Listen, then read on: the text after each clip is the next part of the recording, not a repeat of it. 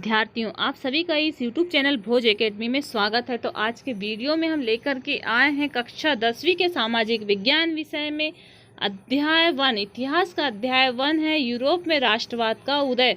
तो इस अध्याय का यह पार्ट 2 है और इससे पहले पार्ट 1 डाला जा चुका है। तो देखिए कि क्या कह रहा है यह। तो यह है फ्रांसीसी क्रांति और राष्ट्र का विचार। मतलब जब फ्रांसीसी क्रांति हुई तो फ्रांस का विचार क्या था, फ्रांस के राष्ट्रवादियों का विचार क्या था, इसके बारे में। और आपने कक्षा 9th में भी फ्रांसीसी क्रांति के बारे में अध्ययन किए हो। तो राष्ट्रवाद की पहली अभिव्यक्ति कब प्रारंभ हुई? तो राष्ट्रवाद की पहली अभिव्यक्ति 1789 में फ्रांसीसी क्रांति के साथ इसकी शुरुआत हुई थी। तो यदि कभी क्वेश्चन आए कि राष्ट्रवाद की पहली स्पष्ट अभिव्यक्ति कब हुई थी, तो उसका आंसर लिखोगे 1789 में। और उसके बाद हम देखते हैं कि जैसा ही आपको याद होगा कि 1789 में फ्रांस एक ऐसा राज्य था जिसमें संपूर्ण भूभाग पर एक निरंकुश राजा का आधिपत्य था। तो एक संपूर्ण भूभाग मतलब पूरा फ्रांस में निरंकुश राजा मतलब पूरा राजा का ही आधिपत्य था। मतलब संपूर्ण फ्रांस के ऊपर किसका राज्य था? तो एक राजा का आधिपत्य था। फ्रांसीसी क्रांति से जो राजनीतिक और संवैधानिक बदलाव हुए, तो एक प्रश्न आता है कि फ्रांसीसी क्रांति से ऐसे कौन कौन से कदम उठाए गए जिससे फ्रांस में सामूहिक पहचान की भावना उत्पन्न हुई और उसमें क्या बदलाव हुए। तो हम देखेंगे कि किस प्रकार से बदलाव हुए थे, ये आपको प्रश्न पूछता भी है। तो फ्रांसीसी क्रांति से जो राजनीतिक और संवैधानिक बदलाव हुए जिससे प्रभुसत्ता राजतंत्र से निकल करके, तो जो प्रभुसत्ता है राजतंत्र मतलब राजा के पास से निकल करके किसके पास आ गई? तो नागरिकों के समूह में हस्तांतरित हो गई। मतलब आज सत्ता किसके पास आ गई? तो नागरिकों के पास आ गई। और क्रांति ने घोषणा की कि अब लोगों द्वारा राष्ट्र का गठन किया जाएगा। तो और अब किसके द्वारा? तो अभी तक राजा के द्वारा सारी चीजें चल रही थी, लेकिन अब किसके द्वारा गठन होगा? तो अब लोगों के द्वारा मतलब जनता के द्वारा या नागरिक के द्वारा राष्ट्र का गठन नियत है। मतलब अब जो भी कुछ बनाना है, जो राष्ट्र के निर्माण के लिए या राष्ट्र के भविष्य के लिए जो भी कुछ करना है, तो वो कौन करेगी? तो वह लोग करेंगे या जनता करेगी। तो अब हम देखते हैं इस प्रश्न का आंसर कि फ्रांसीसी क्रांति में ऐसे कौन कौन से कदम उठाए गए जिससे कि फ्रांसीसी क्रांति में सामूहिक पहचान की भावना उत्पन्न हुई। तो देखिए कि क्या कदम थे। तो क्या कदम उठे, ये आपका ये प्रश्न हो गया। और प्रश्न में सबसे पहला पॉइंट पितृभूमि और नागरिक जैसे विचारों ने एक संयुक्त समुदाय के विचार पर बल दिया। कैसे समुदाय? तो संयुक्त समुदाय के विचार पर बल दिया। ये आपका पहला पॉइंट हो गया कि पितृभूमि और नागरिक जैसे विचारों ने एक संयुक्त समुदाय के विचार पर बल दिया, जिसे एक संविधान के अंतर्गत समान अधिकार प्राप्त हो। मतलब इसका अर्थ ये है कि उस देश के नागरिकों में या फ्रांस के नागरिकों में सभी को एक समान अधिकार प्राप्त हो। जिस प्रकार से भारत एक संपूर्ण प्रभुत्व गणराज्य है, सभी नागरिकों को और सभी धर्म के नागरिकों को एक समान अधिकार प्राप्त है, उसी प्रकार से फ्रांस में भी ऐसे ही हुआ। और उसके बाद देखिए कि एक नया फ्रांसीसी झंडा चुना गया। जिस प्रकार से हमारे देश का तिरंगा झंडा है, उसी प्रकार से वहाँ फ्रांस में भी एक झंडा चुना गया, जिसने पहले से राजध्वज की जगह ली। जो राजध्वज थे उसकी जगह ली। उसके बाद में क्या बदलाव हुए? तो ई स्टेट जनरल का चुनाव सक्रिय नागरिकों के समूह द्वारा किया जाने लगा। तो जो ई स्टेट जनरल थे उनका चुनाव किसके द्वारा होने लगा? तो सक्रिय नागरिक मतलब 21 वर्ष के जो उम्र वाले व्यक्ति थे जो कि चुनाव में भाग लेते थे, तो उनके द्वारा किया जाने लगा। और इनका नया नाम बदल करके, तो स्टेट जनरल का नाम बदल करके क्या रखा गया? ये प्रश्न भी बनता है कि स्टेट जनरल का नाम बदल करके क्या रखा गया? तो नेशनल असेंबली कर दिया गया और नई स्तुतियाँ रची गई। तो नई स्तुतियाँ रची गई। उसी समय शपथें ली जाने लगी, शहीदों का गुणगान किया गया। यह एक राष्ट्र के नाम से हुआ। तो यह एक अपने फ्रांस के राष्ट्र के नाम से हुआ। और एक केंद्रीय प्रशासनिक व्यवस्था लागू की गई। तो कैसी व्यवस्था लागू की गई? एक केंद्रीय प्रशासनिक व्यवस्था लागू की गई जिसने अपने भूभाग में रहने वाले सभी नागरिकों के लिए समान कानून बनाए। तो जो केंद्रीय प्रशासनिक व्यवस्था है कि एक संपूर्ण भूभाग में रहने वाले, मतलब फ्रांस में सभी लोग जो रह रहे हैं उनके लिए कैसा कानून बनाया गया? तो समान कानून बनाया गया। और फिर क्या कार्य हुए? तो आंतरिक और आयात निर्यात शुल्क समाप्त कर दिया गया। तो आयात और निर्यात शुल्क था उसे भी समाप्त कर दिया गया, मतलब खरीदी और बिक्री पर जो टैक्स लगता था उसे समाप्त कर दिया गया। और भार और नापन की एक समान व्यवस्था की गई, मतलब नापने तौलने की भी व्यवस्था की गई, तो एक जैसी व्यवस्था की गई। और क्षेत्रीय बोलियों को हतोत्साहित किया गया, जो क्षेत्र की बोलियां थी उसे हतोत्साहित किया गया। और फ्रांस की जो बोली है वो क्या हो गई? फ्रेंच हो गई, फ्रेंच जैसी। तो फ्रेंच क्या हो गई? वहाँ की राष्ट्रभाषा बन गई। तो फ्रांस की राष्ट्रभाषा क्या है? तो फ्रांस की राष्ट्रभाषा फ्रेंच है। तो ये आपको बीच बीच में जो क्वेश्चन बताए जा रहे हैं उसे भी आपको नोट करना है। जैसे कि स्टेट जनरल का नाम बदल करके क्या रखा गया? तो स्टेट जनरल का नाम बदल करके नेशनल असेंबली रखा गया। फिर एक प्रश्न आता है कि राष्ट्रवाद की पहली स्पष्ट अभिव्यक्ति कब प्रारंभ हुई? तो राष्ट्रवाद की पहली स्पष्ट अभिव्यक्ति 1789 में प्रारंभ हुई। फ्रांसीसी क्रांति में ऐसे कौन कौन से कदम उठाए जिससे फ्रांसीसियों में सामूहिक पहचान की भावना उत्पन्न हुई? तो ये आपको जितने इस सारे के सारे कदम उठाए गए इसके बारे में बताया गया है।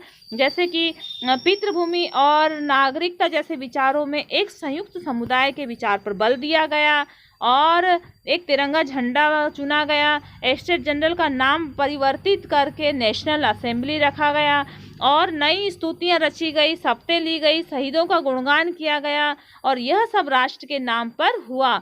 और केंद्रीय प्रशासनिक व्यवस्था लागू की गई और जिसने अपने भूभाग में रहने वाले नागरिकों के लिए, तो जो फ्रांस में समस्त जितने नागरिक थे उनके लिए एक समान कानून बना, नाप तौल की व्यवस्था की गई और जो शुल्क था आयात कर निर्यात कर भी समाप्त किए गए और राष्ट्र की एक भाषा बनाई गई, वो कौन सी थी? फ्रेंच थी। तो इस प्रकार से यह इसका आंसर हो गया। उसके बाद में हम अगला प्रश्न देखते हैं कि नेपोलियन के नियंत्रण, तो नेपोलियन ने कौन कौन से सुधार किया? इस क्वेश्चन को भी हम अभी आगे देखेंगे। क्रांतिकारियों ने यह भी घोषणा की गई कि फ्रांसीसी राष्ट्र का एक भाग्य और लक्ष्य था कि यह यूरोप के लोगों को निरंकुश शासकों से मुक्त करे। तो निरंकुश मतलब राजाओं से मुक्त करे। और दूसरे शब्दों में ये कहा जा सकता है कि फ्रांस जो है, फ्रांस यूरोप के अन्य लोगों को राष्ट्र में गठित होने में मदद करेगा। तो जो छोटे छोटे राज्य थे उनको भी स्वतंत्र करने की में मदद करेगा फ्रांस। और जब फ्रांस की घटनाओं की खबर यूरोप के विभिन्न शहरों में पहुंची तो छात्र और शिक्षित मध्यम वर्गों के अन्य सदस्य जैकोबिन क्लब की स्थापना करने लगे और इसकी गतिविधियों और अभियानों ने फ्रेंच सेनाओं के लिए रास्ता तैयार किया। तो जो यूरोप के और भी जो देश थे जो कि गुलाम थे तो उनके लिए भी फ्रेंच सेनाओं ने रास्ता साफ किया। 1790 के दशक में हॉलैंड, बेल्जियम, स्विट्जरलैंड और इटली के बड़े इलाकों में घुसी और क्रांतिकारी युद्ध शुरू कर दिए गए और फ्रांसीसी सेना राष्ट्रवाद के विचार को विदेशों में भी लाने ले जाने का, मतलब विदेशियों को भी स्वतंत्रता दिलाने के लिए फ्रांस की सेना ने मदद की। अब अगला प्रश्न आता है कि नेपोलियन ने कौन कौन से सुधार किए? तो नेपोलियन ने क्या सुधार किए थे अपने विशाल समुदाय या विशाल क्षेत्र के लिए? तो देखिए, सुधारों की शुरुआत के लिए जिन्हें फ्रांस ने पहले ही आरंभ हो चुका था, मतलब सुधार तो पहले ही प्रारंभ हो चुका था, लेकिन फ्रांस में जब राजतंत्र वापस लाकर नेपोलियन ने निसंदेह वहाँ प्रजातंत्र को नष्ट किया। तो नेपोलियन ने क्या किया? प्रजातंत्र मतलब जो प्रजातंत्र जनता का तंत्र था उसे नष्ट किया, मगर प्रशासनिक क्षेत्र में उसने क्रांतिकारी सिद्धांतों का समावेश किया। तो देखिए कि उन्होंने क्या कार्य किया है। तो देखिए 1804 में नागरिक संहिता, जिसे आमतौर पर नेपोलियन की संहिता के नाम से जाना जाता है। तो नेपोलियन की संहिता कब आई थी? तो नेपोलियन की संहिता आई थी 1804 में। और के नाम से जाना जाता है। ये जन्म पर आधारित विशेषाधिकार समाप्त कर दिए। तो नेपोलियन ने क्या किया, जो नेपोलियन संहिता थी उसके आधार पर जो जन्म से जो विशेषाधिकार प्राप्त होते हैं, जैसे कि राजा का बेटा राजा बनेगा, तो ये जन्म से जो विशेषाधिकार है इसे समाप्त कर दिया गया। फिर उसके बाद में उसने कानूनों के समक्ष बराबरी और संपत्ति के अधिकार को सुरक्षित किया। तो जो कानून के समक्ष बराबरी का अधिकार और जो संपत्ति का अधिकार है इसे भी सुरक्षित किया। यह संहिता को फ्रांसीसी नियंत्रण के अधीन क्षेत्रों में लागू किया गया। जो फ्रांस के नियंत्रण के में क्षेत्र थे, जो भी फ्रांस के नियंत्रण में क्षेत्र थे उसमें ये संहिता लागू की गई। डच गणतंत्र और स्विट्जरलैंड, इटली, जर्मनी में नेपोलियन ने प्रशासनिक विभागों को सरल बनाया। तो ये छोटे छोटे जो राज्य थे इनमें भी जो प्रशासनिक व्यवस्था थी इसको भी नेपोलियन ने सरल किया, जो कि पहले कठिनता से थी। फिर देखते हैं कि सामंती व्यवस्था को खत्म किया। नेपोलियन ने क्या कार्य किया, तो सामंती व्यवस्था को खत्म किया और किसानों को भूदासत्व और जागीरदारी शुल्क से मुक्ति दिलाई।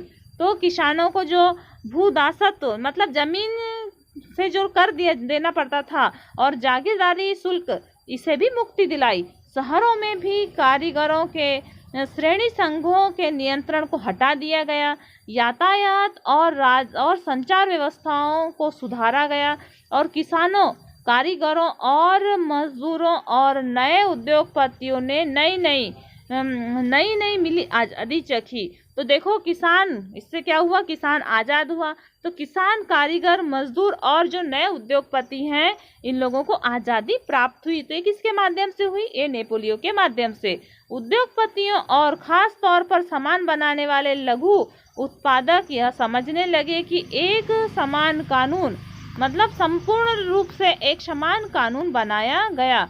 तो एक समान कानून और मानक भार और नाप और एक राष्ट्रीय मुद्रा से एक इलाके से दूसरे इलाके में वस्तु और पूंजी का आवागमन अच्छे से होने लगा।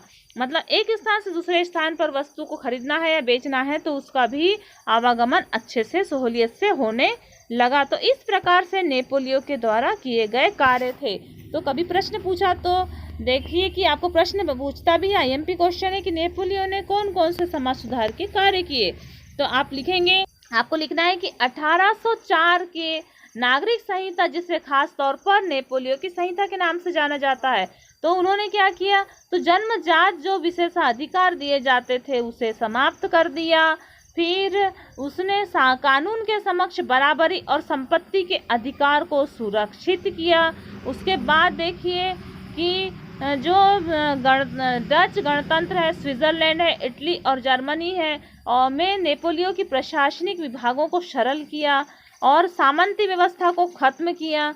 किसानों को भूदासत्व और जागीरदारी शुल्क से मुक्ति दिलाई और शहरों में कारीगरों की श्रेणी संघों में नियंत्रण को हटाया और किसानों, कारीगरों, मजदूरों और नए उद्योगपतियों ने नई मिली आज़ादी चखी। उद्योगपति और ख़ास तौर पर सामान बनाने वाले लघु उत्पादक यह समझने लगे कि यह कानून किस प्रकार का है, तो सभी के लिए समान कानून का निर्माण किया गया। और उसके बाद में एक राष्ट्रीय मुद्रा ने एक इलाके से दूसरे इलाके में तो एक ही राष्ट्रीय मुद्रा रखी गई, जिससे कि एक स्थान से दूसरे स्थान में सामान खरीदने और बेचने में सहूलियत होगी। तो इस प्रकार से नेपोलियन के द्वारा किए गए कार्य थे। उसके बाद देखिए कि लेकिन जीते हुए इलाकों में स्थानीय लोगों की फ्रांसीसी शासन के प्रति मिलीजुली प्रक्रिया थी। शुरुआत में अनेक स्थानों जैसे कि हॉलैंड है, स्विट्जरलैंड है और साथ ही कई शहरों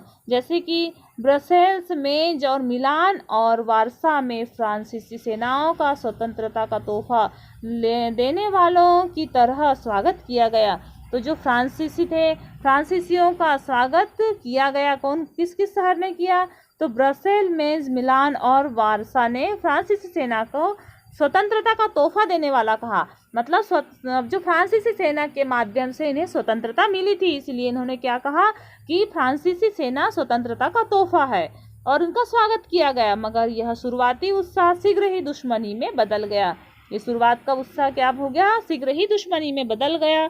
और जब यह साफ होने लगा कि नई प्रशासनिक व्यवस्थाएं राजनीतिक स्वतंत्रता के अनुरूप नहीं थी, बढ़े हुए कर और सेंसरशिप और बाकी यूरोप को जीतने के लिए फ्रेंच सेना में जबरन भर्ती से हो रहे नुकसान प्रशासनिक परिवर्तन से मिले फायदों से कहीं ज़्यादा नज़र आ रहे थे। तो इस प्रकार से ये आपको फ्रांसीसी के द्वारा या नेपोलियन के द्वारा जो किए गए कार्य थे वो आपको बताए। तो आपको इसमें से देखिए कि कुछ प्रश्न बन रहे थे, तो प्रश्न आपको नोट कर लेना है कि राष्ट्रवाद की पहली स्पष्ट अभिव्यक्ति कब हुई, तो इसका आंसर आएगा 1789 में हुई। फिर देखिए कि स्टेट जनरल का नाम बदल करके क्या रखा गया, तो नेशनल असेंबली रखा गया। फिर अगला प्रश्न है कि फ्रांसीसी क्रांति ने ऐसे कौन कौन से कदम उठाए जिससे फ्रांसीसियों में सामूहिक पहचान की भावना उत्पन्न हुई, तो इसका भी आंसर आपको बताया गया है। फिर एक प्रश्न बनता है कि नेपोलियन ने कौन कौन से सुधार किए, तो आपको नेपोलियन के सुधार भी नोट करना है।